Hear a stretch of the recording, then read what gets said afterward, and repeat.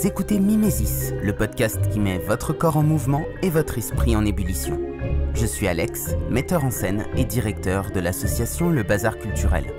Passionné par les arts du geste, j'ai fondé la méthode Artistic Training pour aider les acteurs à développer leurs qualités physiques et se perfectionner dans leur discipline. Chaque semaine, je vous livre mes entretiens avec des experts de la préparation physique, de l'entraînement, de la performance ou du mouvement en général. Que vous soyez artiste, sportif ou simplement curieux, cette émission sera l'allié de votre progression.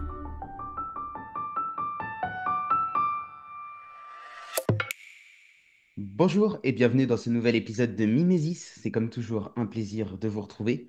Ce matin, je suis en compagnie de David Cossé. David est coach sportif depuis presque 20 ans. Il est détenteur d'un brevet d'État à Cumèze et instructeur de kettlebell niveau 2 chez Strong First.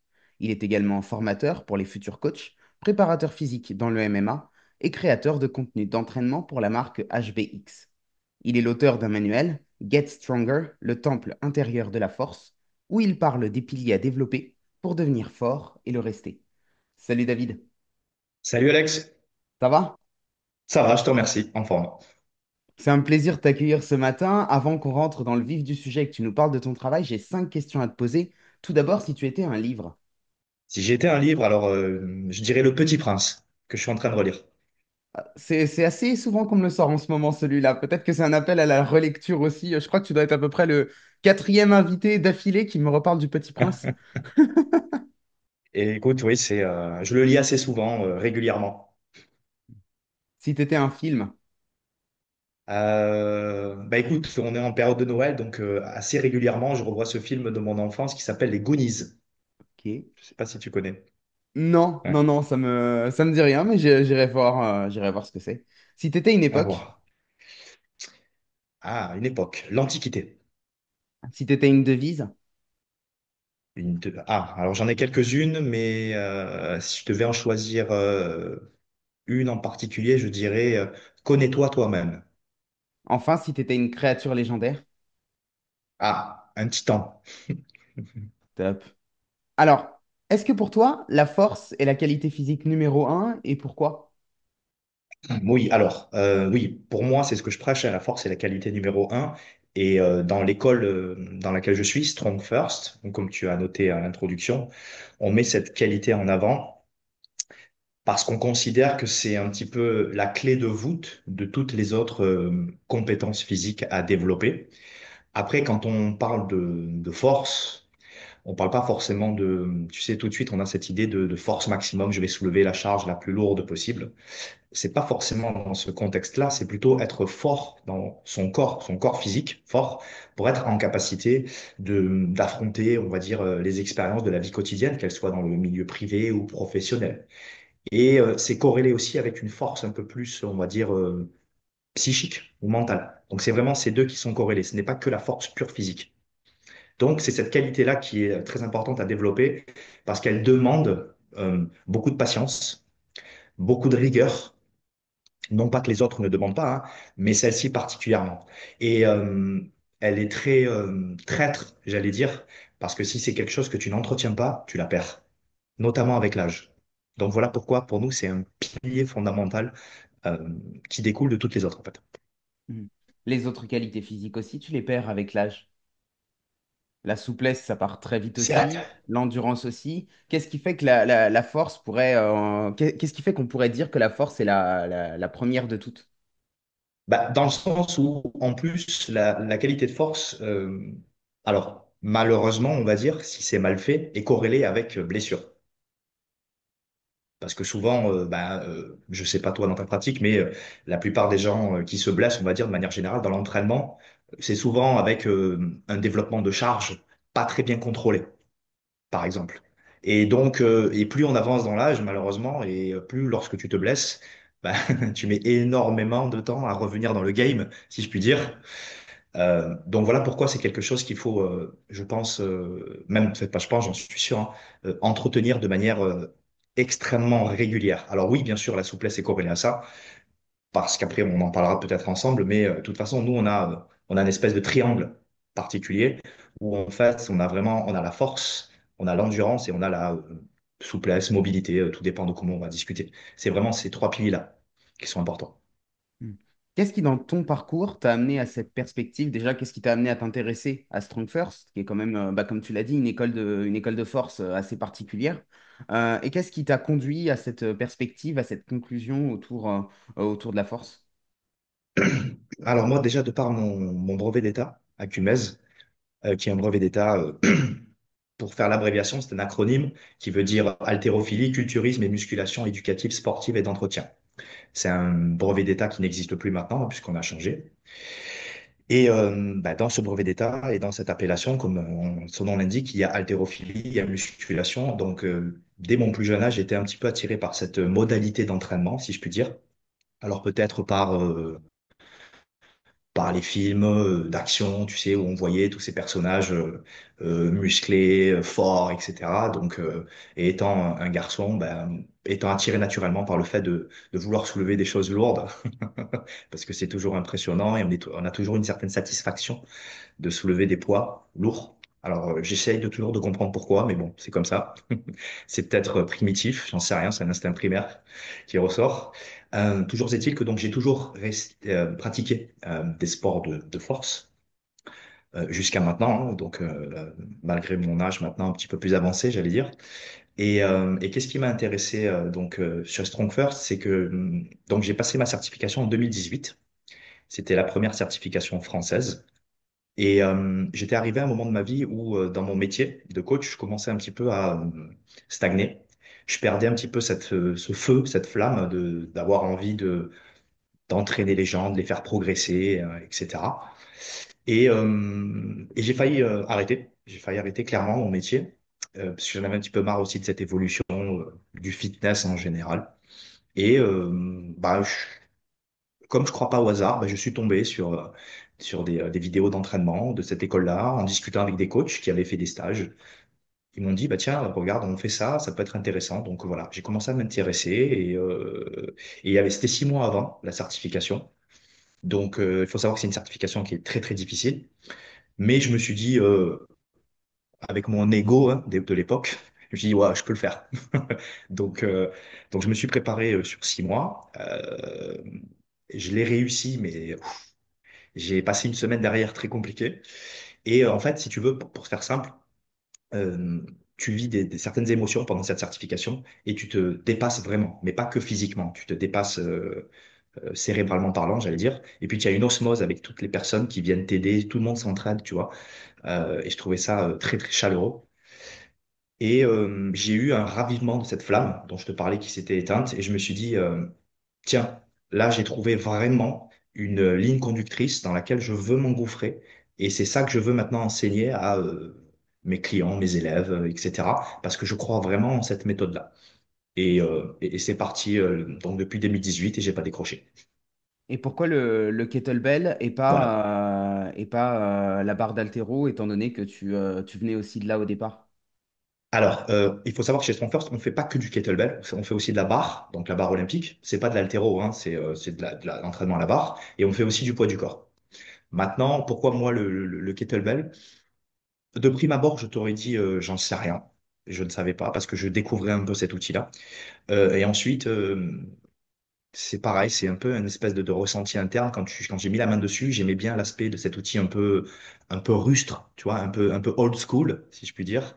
Et un peu une forme de rudesse qui te demande donc beaucoup, beaucoup de rigueur et beaucoup de patience. Parce que cet outil-là pardonne pas vraiment quand tu fais des petites erreurs. Et, euh, et j'ai aimé donc ce devoir de contrôle technique, cette assiduité à avoir dessus. Et encore une fois, comme je t'ai expliqué, cette approche, cette philosophie de Strong First, de l'entraînement qu'on appelle minimaliste, et qui se fait donc avec le kettlebell, bien sûr. Après, l'haltéro, pourquoi j'ai arrêté? Parce que j'ai perdu ces sensations de travail. Je m'étais pas mal blessé aussi. Donc je pense que j'ai eu un espèce de rejet par rapport à ça qui a fait que j'ai eu une envie, en fait, comme tout le monde, je pense, hein, d'évoluer et de toucher à autre chose. Voilà, tout simplement. À quel moment arrive l'alchimie là-dedans? Parce que tu t'intéresses au processus alchimique, au stoïcisme. Tu en parles beaucoup, on en parlera après du concept de vitriol. Est-ce que c'était déjà présent dans ta vie à ce moment-là? Est-ce que Strong First, ça marque le début aussi d'une transition, d'une réflexion? Comment est-ce que ça se goupille? Alors, est-ce que c'était certainement là, mais je n'avais pas pris conscience, je pense, de ceci. J'ai vraiment pris conscience de cet appel, j'allais dire, alchimique. Euh, alors, ça va être peut-être banal, mais les premiers confinements, tu vois, quand on s'est retrouvés enfermés, c'est le cas de le dire, chez nous. euh, je vais pas m'étaler dans ma vie, mais moi, je sortais d'une situation un peu compliquée et j'avais atterri dans un appartement qui mesurait 15 mètres carrés. Donc, je me suis retrouvé dans ce petit espace. Et on avait du temps surtout, on avait du temps pour nous parce que moi je travaillais énormément et c'était la première fois que je faisais rien en fait. Et peut-être que tu l'as vécu aussi ou d'autres gens, mais donc il y a beaucoup de choses qui se sont chamboulées hein, lors de ces périodes-là. Et comme on avait du temps et qu'on avait un ordinateur, une connexion Internet, etc., ben, j'ai commencé à farfouiller à droite à gauche. Et encore une fois, je pense pas que ce soit le hasard. Ben, en allant chercher sur YouTube, en allant taper sur des choses, ben, je suis tombé un petit peu sur de l'alchimie et j'ai commencé à regarder, à écouter, puis à me documenter. Et j'ai commencé à m'ouvrir à ça. Et après, j'ai commencé à faire des liens avec des passerelles, etc. Je me suis dit, ça me parle, sans savoir pourquoi, en fait, tu vois. Donc, et j'ai continué à creuser là-dedans, en fait. Voilà, le début. Donc il y a cette phrase qui est très connue en alchimie, visite l'intérieur de la Terre et en rectifiant, tu trouveras la pierre occulte. Comment est-ce que tu l'aperçois? Qu'est-ce que ça signifie pour toi? Comment ça résonne pour toi? Comment ça résonne pour moi? C'est très intéressant. L'idée du vitriol, c'est qu'en fait, et c'est pour ça que ça va bien avec la devise que je t'ai donnée au début, c'est le fameux connais-toi toi-même de Socrate et tu connaîtras les dieux et l'univers. Ça, c'est la phrase plus complète. L'idée, c'est qu'en fait, je pense, encore plus au jour d'aujourd'hui, ça résonne, on n'a pas le fait d'essayer de se connaître vraiment soi-même. On passe le temps à vouloir discuter avec un tel, à développer des compétences extérieures, à être très dans l'extérieur et jamais dans l'intérieur, en fait. Mais je pense que le fait de ce vitriol, donc ce fameux visite à l'intérieur de la Terre, il veut dire quoi en fait? Ça veut dire ben, explore-toi toi-même et en rectifiant, donc c'est-à-dire en corrigeant, si on veut bien, en améliorant ou en détruisant certaines choses, puisque c'est le concept un peu alchimique qu'on appelle la putréfaction ou la mort. Littéralement, hein, c'est symbolique, hein, bien sûr. C'est comme ça qu'en fait, tu vas trouver ton, si je peux appeler ça autrement, ton trésor, tu vois, ton, ce qu'on appelle en alchimie ton or, ton métal précieux, tu vois. Et c'est-à-dire on peut parler aussi sans aucune religion, hein, bien sûr, ton fameux être divin, en fait, tu vois. Donc, mais ça passe par, comme on appelle en alchimie l'œuvre noire, ça passe par bah, la destruction, en fait, de son autre, de son soi, en fait. Donc, ça passe par un peu, on va dire, aller explorer ses peurs, ses souffrances, donc expérimenter des choses qui sont très désagréables et qu'on rejette en fait, tu vois, qu'on met de côté, on dit non, je veux pas pour ça en fait. Et voilà, voilà pourquoi, voilà ce qui résonne en fait par rapport à ce fameux vitriol. Est-ce que tu as vu le film Catacombe avec François Civil, alors qu'il était au début de la carrière de François Civil, qui est un acteur assez connu maintenant, mais ça te parle ou pas? Non, non, pas du tout, j'avoue que non, non, non. Ah, bah, je te le conseille. Alors, pour te le pitcher rapidement, c'est l'histoire d'une archéologue qui est un peu sûre d'elle et qui, en fait, part en quête de la pierre philosophale dans les catacombes de Paris. Et donc, le concept de vitriol, il est forcément très présent à l'intérieur de la Terre, les catacombes, etc. Et puis, si je te parle de ça, c'est parce que bah, il y a aussi tout le côté connais-toi toi-même. Donc, c'est un film d'horreur. Donc, voilà, je te le dis. Mais du coup, pour moi, Ok. c'est un de mes films préférés parce que, il y a vraiment une dimension où on n'est pas sur du monstrueux, du sanguinaire, etc. C'est beaucoup plus intérieur que ça et du coup, beaucoup plus flippant aussi parce qu'on est face à nous-mêmes. Enfin, les personnages sont face à eux-mêmes, mais nous aussi par extension. Et donc, il y a le côté de, en rectifiant, je ne vais pas non plus te spoiler le film, mais il y a aussi l'idée que on a fait une première action et que cette action n'est pas juste, tu vois. Parce que dans Visite l'intérieur de la Terre, il y a, OK, tu vas faire des recherches sur toi, tu vas être en intériorité vis-à-vis de toi-même, mais alors je ne sais pas si ça t'a fait ça, toi, quand tu as commencé ta démarche de développement personnel. Très souvent, on est très vite attiré par tout ce qui est un peu New Age, etc. Et donc, on a une espèce de côté où, tu sais, c'est le côté où il faut être bien tout le temps. Tu vois, on a une espèce de truc Mhm. un peu, on va vers l'excès du développement personnel, tu vois. Et j'ai l'impression que dans ce concept de vitriol, il y a aussi le côté, OK, fais ton exploration, mais une fois que tu penses que tu auras trouvé l'éveil, Et ben, c'est en rectifiant le fait que tu as pensé avoir trouvé l'éveil que tu vas vraiment trouver l'éveil, quoi. Je sais pas si je suis clair dans mes propos, mais je sais pas si tu vois où je veux en venir et ce que tu Si, en penses. si. Mais complètement. Alors écoute, bah, merci déjà pour le film. Non, je ne connaissais pas, donc je vais aller, je vais aller regarder ça. Mais oui, je suis tout à fait d'accord. Souvent, en fait, on occulte, c'est le cas de le dire, on met de côté complètement ces aspects très, très négatifs pour se centrer sur que le mieux, être toujours mieux, être toujours bien, on doit toujours, bah, sur les réseaux, tu dois montrer que tout va bien, tout est beau, c'est le monde des Sims, ok, si je puis dire. Et en fait, bah, pas du tout. Au contraire, au contraire, il est important vraiment, je pense que pour trouver cet éveil, comme tu dis, au contraire, il faut ne pas masquer les aspects ténébreux, on va dire, de sa vie, et au contraire, mettre en avant ces aspects-là, c'est-à-dire ne pas les mettre derrière soi, ne pas les mettre devant soi aussi, mais c'est-à-dire les mettre à côté de soi et avancer avec et se dire, ben oui, j'ai des défauts, oui, je me comporte mal des fois envers les gens, bien sûr, oui, j'ai des pensées qui sont pas positives tout le temps, mais c'est OK, bien sûr, parce que je ne suis qu'un être humain, en fait, avec des émotions. Donc, je ne suis ni un robot, ni un acteur, ni un super-héros de jeux vidéo, etc. Donc, au contraire, je dois essayer d'améliorer, comme tu as dit toi, ces aspects négatifs tout en acceptant que c'est négatif. Parce que de toute façon, on vit dans ce monde de polarité, hein, le bien, le mal, l'amour, la haine, etc. Donc, tout va ensemble. Et que pour faire élever un, il faut quand même faire élever l'autre, parce que tout est une question d'équilibre, en fait, tout simplement. Est-ce que dans cette dynamique d'accepter sa part d'ombre, il ne faut pas aussi comprendre que le bien, le mal, finalement, c'est toujours une question de choix? Parce que tu sais, très souvent, et c'est lié aussi à notre culture cinématographique, mais pas que, même littéraire, enfin, dans tout ce qu'il y a autour de nous, tu as les bons, les méchants. Très souvent, c'est très rare d'avoir, et encore plus de nos jours où tout devient très manichéen, mais c'est très rare d'avoir des personnages complexes qui sont à la fois bons et mauvais. Et donc, en fait, très souvent, on va s'identifier aux bons et du coup, comment dire, et du coup, on oublie qu'on peut être aussi le mauvais et que en fait, tout est une question de choix et de choix permanent, tu vois. Peut-être que moi, c'est une question que je me posais souvent quand j'étais jeune. Si j'avais vécu en 39-45, qu'est-ce que j'aurais fait? Et pendant très longtemps, c'était une question qui me hantait et je me disais, merde, est-ce que j'aurais été du bon côté? Comment est-ce que j'aurais réagi à cette période?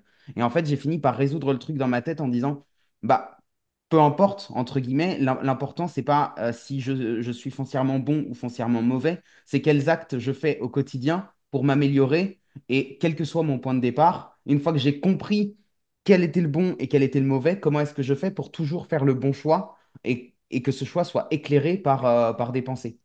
Quel est ton regard là-dessus? Complètement.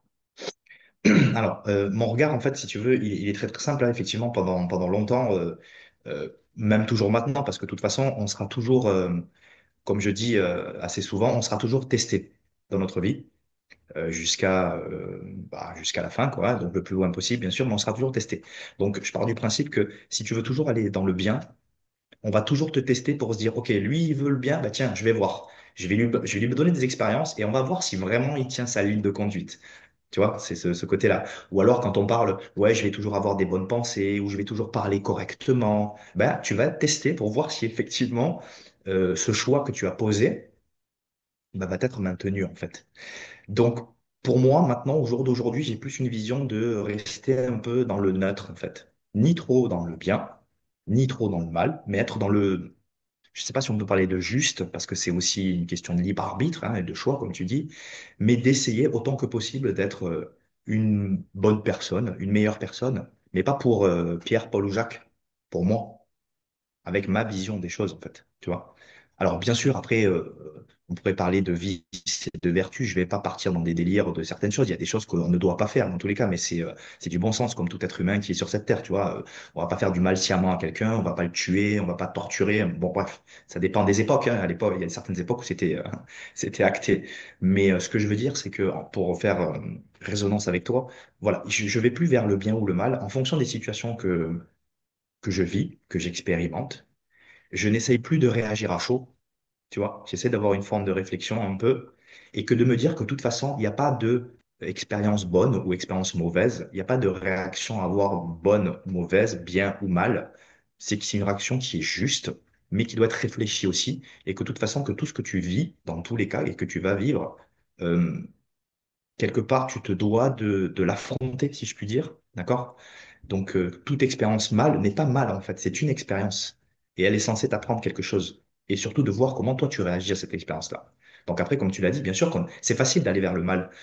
Quand on te critique, par exemple, tu vois, c'est facile d'aller dans la critique aussi, de dire que les gens sont des mauvais, il y a des haters, ce genre de choses. Ou quand on t'insulte, c'est facile de réagir à l'insulte. C'est plus difficile, par contre, de dire pourquoi cette personne-là a une envie malsaine ou mauvaise envers moi. Qu'est-ce que j'ai pu faire? Peut-être que ma communication ou j'ai verbalisé quelque chose ou fait quelque chose qui pour lui est mauvais, mais ça veut dire qu'il a une interprétation, son interprétation. Ce n'est pas mon interprétation, tu vois? Donc à partir de là, moi je sais qu'aujourd'hui maintenant, je préfère rester dans comme je te dis, le fameux neutre en fait. Et c'est ce qu'on te dit en alchimie en fait. Tu vas pas vers le bon ou le mauvais, tu es dans le neutre. Mm. Est-ce que cette notion de neutre, on peut aussi la trouver dans l'entraînement physique? Est-ce qu'on peut, ouais, est-ce que ça a du sens de réfléchir, de transposer ça dans le domaine de l'entraînement physique et du développement de la force notamment? Alors moi je corrèle beaucoup en fait l'entraînement physique et l'entraînement psychique, on va parler ça comme ça, pour pas utiliser d'autres termes. Et souvent, tu vois, au jour d'aujourd'hui, je ne m'entraîne plus dans les salles de sport. Là, je m'entraîne dans mon garage. On peut voir ça sur mes réseaux sociaux. Et j'aime bien appeler ça, pour faire un lien avec l'alchimie, c'est mon laboratoire. Tu vois.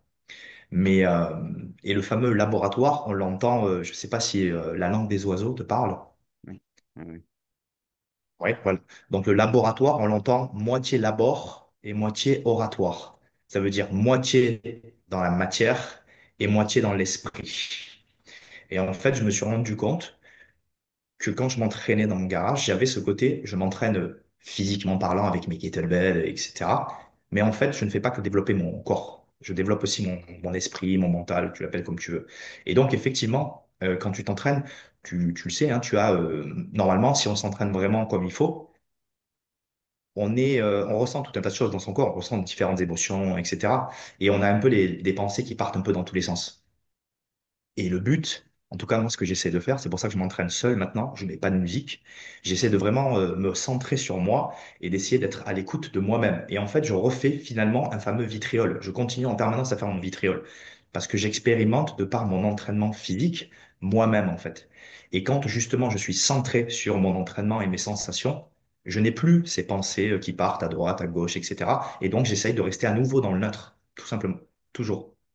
Alors, je dis pas que c'est facile et que j'y arrive tout le temps, hein, c'est pas vrai, mais autant que faire se peut. Et est-ce que du coup, tu as encore des objectifs physiques ou est-ce que tu t'entraînes plus dans une perspective d'évolution, mais pas en te disant, voilà, à telle période, je veux avoir atteint tel résultat. Comment est-ce que tu le construis sur la durée? Alors, moi, au jour d'aujourd'hui, j'ai 45 ans, donc ça fait quand même maintenant, on va dire, ouais, 30 ans, je fais des poids et des haltères. Donc, peut-être que extérieurement, ça semble bien, mais intérieurement, voilà, il y a eu du dégât, on va dire. Mais bon, c'est le lot de tout le monde. Mon objectif au jour d'aujourd'hui, donc encore une fois, c'est de prouver aussi que, tu sais, on dit souvent, à partir d'un certain âge, la force, elle décline, on est moins si, blablabla, blablabla, blablabla. Bah, moi, je peux montrer qu'en fait, non, c'est faux. Et au contraire, on peut toujours avoir un développement physique de la force à n'importe quel âge. Alors oui, bien sûr, ça prend plus de temps, il faut faire attention à ne pas se blesser, mais dans tous les cas, mon objectif maintenant, c'est de vivre, on va dire, le plus longtemps possible en bon état, en état de forme physique, et surtout comment dirais-je, de bien vivre quelque part, c'est-à-dire qu'aussi toutes mes activités extérieures, elles ne soient pas handicapées, j'allais dire, par mon manque de forme, dans tous les cas.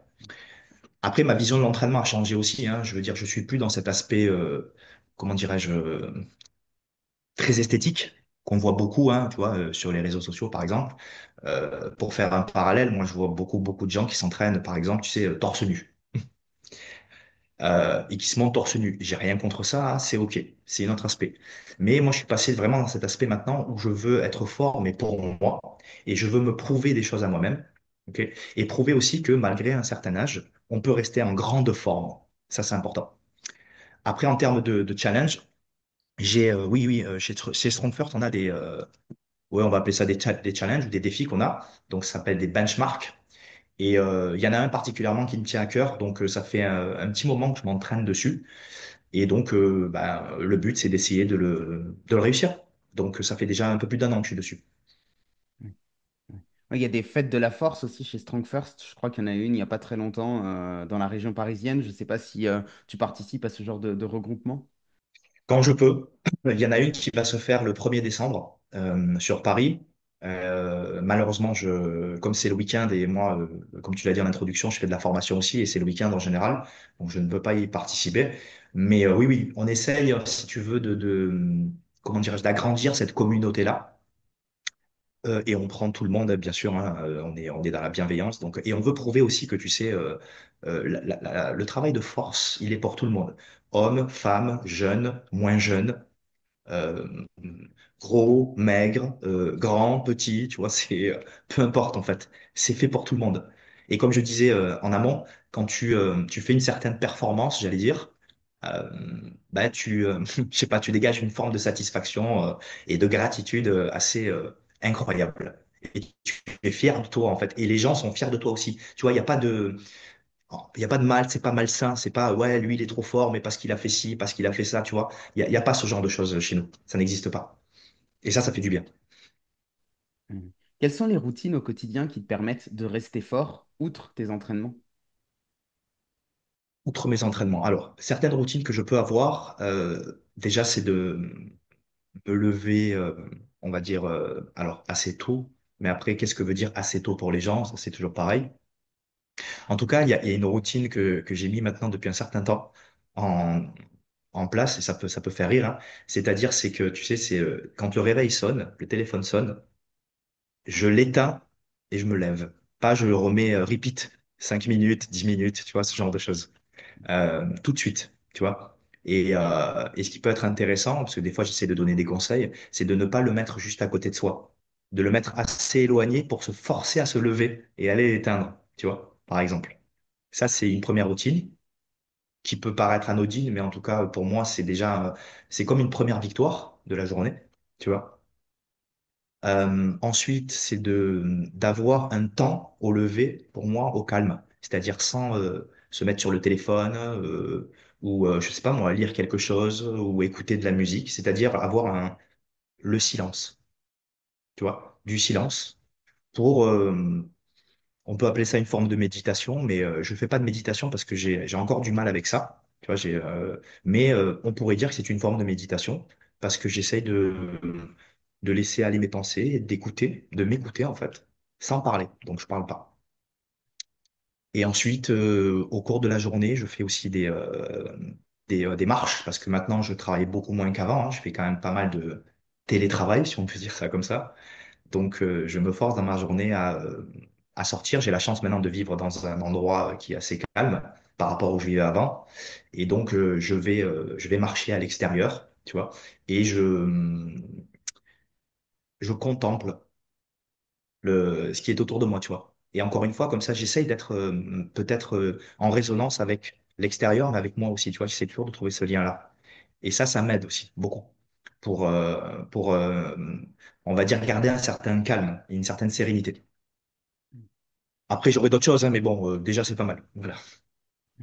Quelle place est-ce que tu accordes à l'intuition dans ta vie?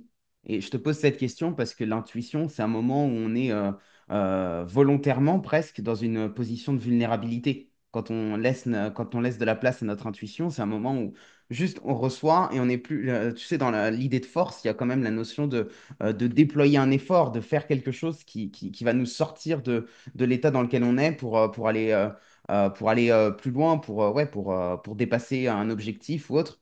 L'intuition, au contraire, on est dans le lâcher-prise, dans la vulnérabilité. Comment est-ce que tu trouves l'équilibre là aussi? J'imagine que c'est un petit peu la même chose qu'avec l'ombre et la lumière, mais comment est-ce que tu le nourris ça au quotidien?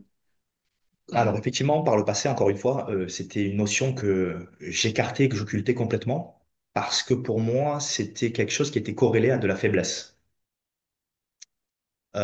Et étant dans un milieu coach sportif, masculin, musculation, enfin bon voilà, tu vois, j'étais dépeint un tableau que ça fait pas du tout place à quelque chose de, comment on va dire, un peu girly, si je puis dire, un peu comme ça. Donc, et même soi-même, on était là, on dit non, non, moi je suis un bonhomme, tu vois, je suis un homme, donc il n'y a pas de lâcher prise, il n'y a pas de vulnérabilité, il n'y a rien. Euh, donc, si tu veux, encore une fois, et c'est toujours pareil, hein, c'est ce qu'on discute depuis tout à l'heure, c'est trouver un juste milieu, en fait. Et quelque part, encore une fois, je pense, au jour d'aujourd'hui, hein, mais je travaille toujours dessus, que dans tous les cas, pour être fort, il faut accepter aussi, comme tu dis là, ben, l'opposé, c'est-à-dire, on va dire faible, mais c'est le côté vulnérable, ce côté se laisser aller en fait, comme tu dis, ce côté lâcher prise. Où j'avais du mal, hein, j'étais tout sous contrôle, non, non, c'est moi, il y a rien qui m'échappe, et tout ce que je fais dans ma vie, c'est réfléchi, calculé, il peut rien m'arriver. Bref. Donc l'intuition, il y en a pas. C'est c'est pour les faibles. Au jour d'aujourd'hui, et c'est ça que je dis aussi, c'est que la vie en général, enfin, même de manière récurrente et pour tout le monde, elle te teste. Je pense on est sur cette terre pour apprendre et expérimenter des choses. Donc on est testé, en tous les cas. Et que plus tu vas vouloir aller vers quelque chose, et plus on va te dire, OK, ben moi je vais te tester vraiment pour voir si tu veux ça, en fait, et si tu es comme ça. Donc je vais aller chercher l'opposé. Et on va te donner des expériences pour tester justement ta vulnérabilité, est-ce que tu es fait à place et écoute ton intuition et ce genre de choses. Mm.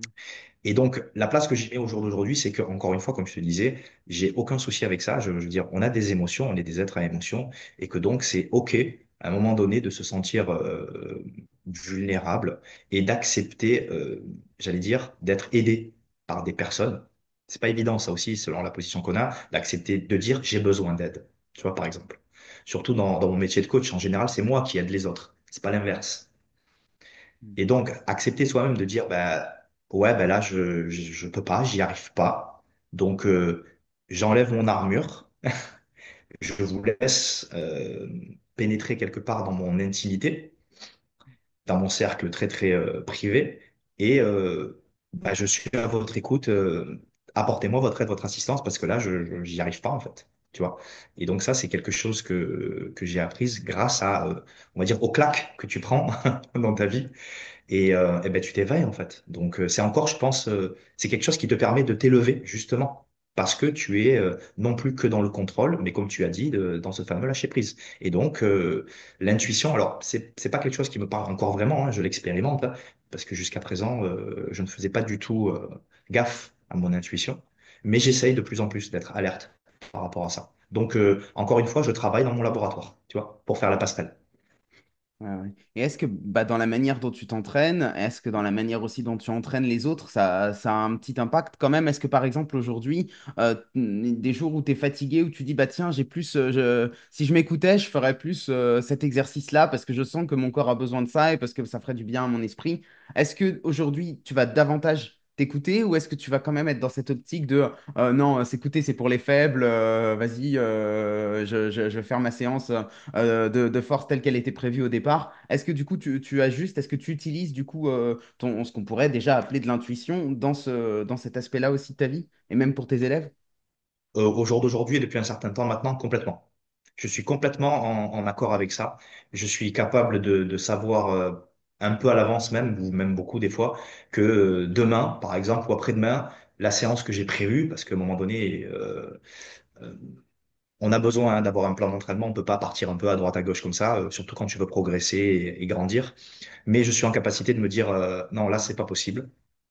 Tu vas arrêter d'être une tête brûlée, comme j'ai pu être et tu vas ou travailler avec des poids légers, ou faire une activité complètement opposée, ou te reposer tout simplement, c'est-à-dire bah, prendre le temps que tu avais prévu pour cette séance d'entraînement eh ben, pour faire autre chose. Et c'est OK. Et c'est là où en fait, donc c'est ce que j'essaie d'inculquer à mes élèves.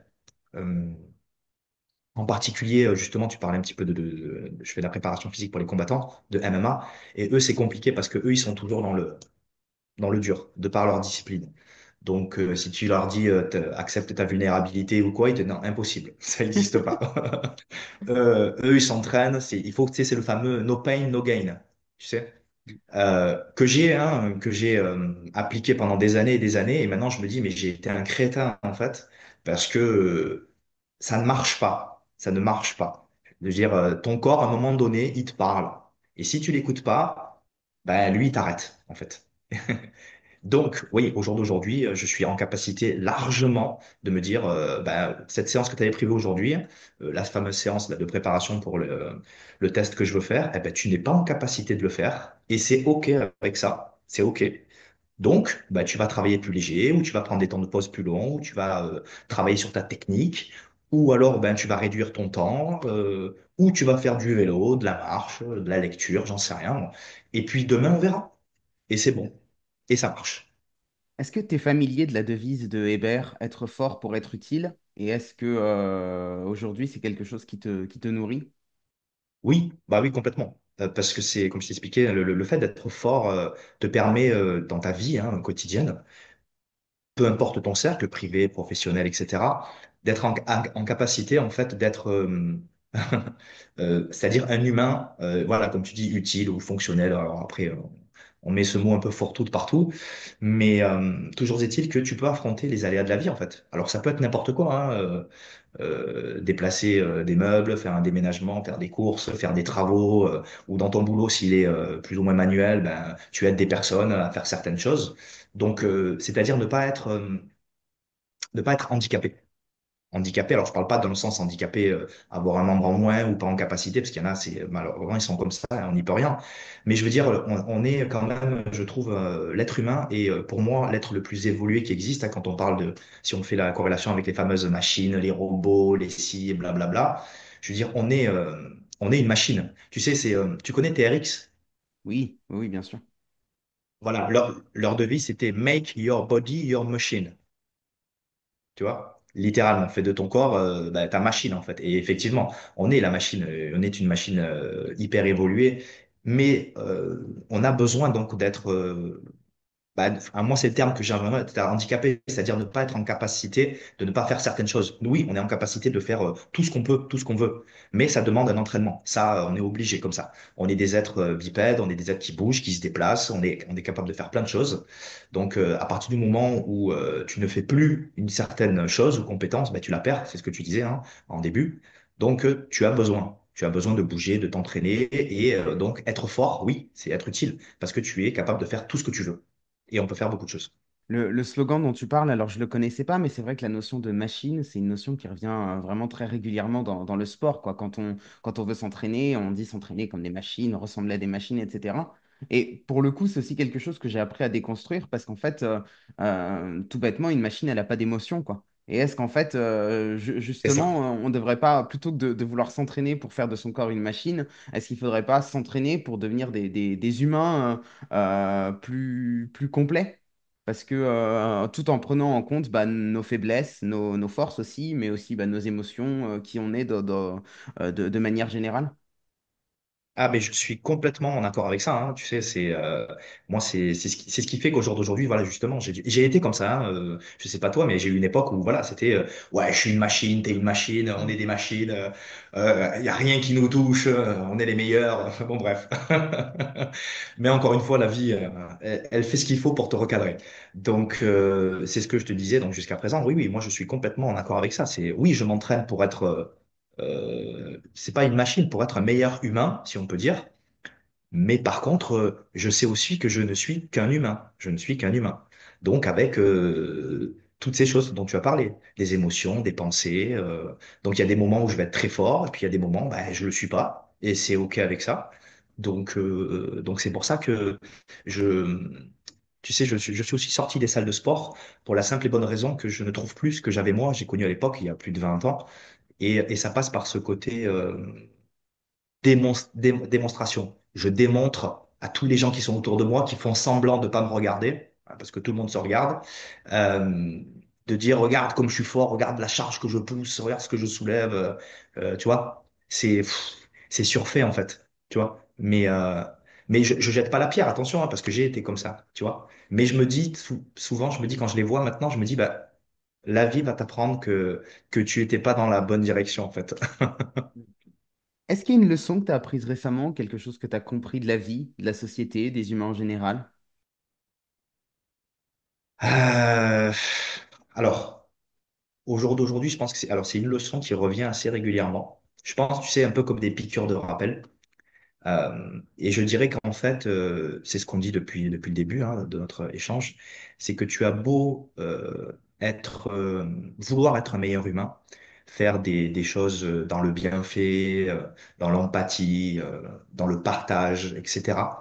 Tu auras toujours une ou plusieurs personnes qui vont te critiquer en fait, qui vont dire que, je sais pas, moi, tu es un imposteur, que tu es un con, ce genre de choses, que ce que tu racontes, c'est pas vrai, c'est des mensonges. Et ça arrivera tout le temps. Tu vois, donc même si tu veux être une super personne, tu veux par exemple faire du contenu de qualité, tu veux présenter des choses, tu veux parler correctement, bah, tu auras toujours quelqu'un qui va critiquer et qui va alimenter ça en fait, tu vois. Donc, au jour d'aujourd'hui, et ça, je l'expérimente depuis très peu, vraiment, c'est que bah, c'est OK aussi. Il n'y a pas de problème avec ça. Si tu penses ça, c'est ta manière de penser, c'est pas la mienne. Moi, je suis droit dans mes bottes, si je puis dire, tu vois. Je suis ma ligne de conduite et je ne peux pas plaire à tout le monde. Donc, bah, zap, c'est pas grave. Ce sera le mot de la fin. Merci beaucoup, David. C'était un plaisir, encore une fois, de t'accueillir ce matin et à bientôt. Plaisir partagé, Alex. Je te remercie beaucoup pour cet échange. Merci d'avoir écouté cet épisode jusqu'au bout. Avant de vous dire au revoir, laissez-moi vous rappeler que si le podcast vous a plu, vous pouvez nous laisser une note positive, nous écrire un commentaire ou encore vous abonner si ce n'est pas déjà fait. Pour les personnes qui veulent aller plus loin, vous pouvez devenir adhérent du Bazar culturel. C'est la meilleure manière de nous soutenir et de nous permettre de vous proposer chaque semaine un contenu de plus en plus qualitatif. Sur ce, je vous dis à lundi prochain et en attendant, restez en mouvement.